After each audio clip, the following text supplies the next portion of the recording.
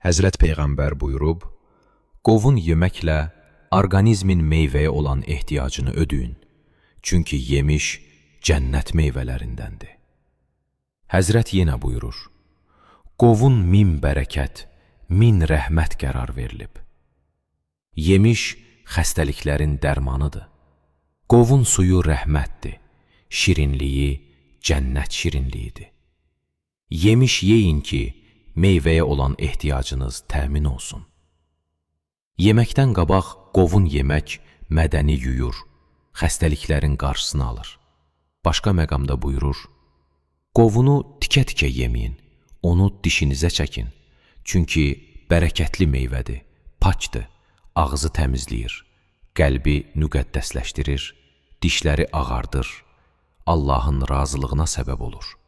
Onun ətri əmbərdən, suyu Kövsər çeşməsindən, ləzzəti cənnət ləzzətlərindəndir.